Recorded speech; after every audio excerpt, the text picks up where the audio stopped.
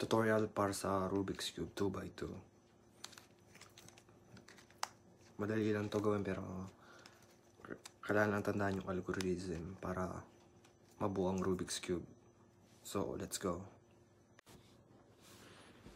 Ito na. Gawin na natin ng tutorial sa Rubik's Cube sa 2x2. So, shuffle natin muna. Okay. Ito na yung Rubik's, na-shuffle na natin. So, ang bubuoy natin, kulay puti muna. So, yung first layer, kailangan natin mag-create ng puti sa taas. Ayun yung first layer.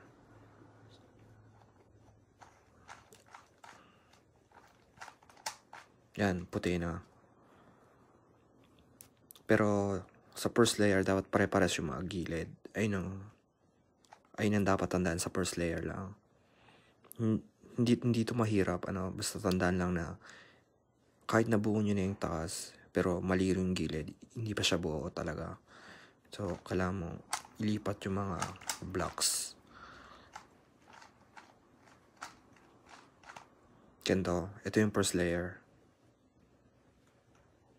Dapat pare-pares yung mga gilid. Ito lang yung first layer. Madali, kahit beginners, kahit walang alam. Basta alam lang yung mga gilid. Madali mabubuo. So, ito lang yung first layer. So, try natin ulit sa yellow.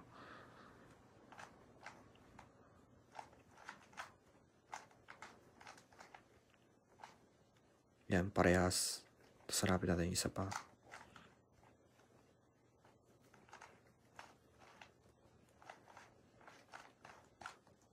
Ganyan.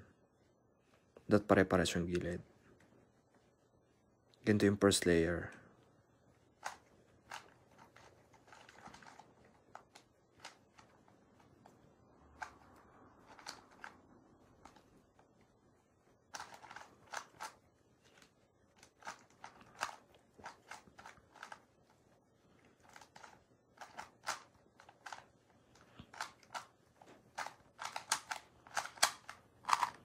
Yan.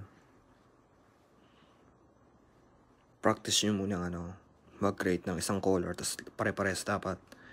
Hindi kailangan ng algorithm dito. Madali lang. Basta kung alam nyo, kung ilalagay nyo dito sa gilid, parang ganyan.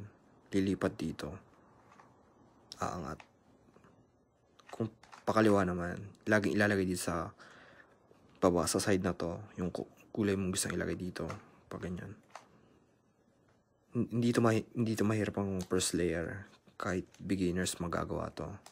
Basta lahat ng side, ayun lang. So, ito yung first layer ng 2x2.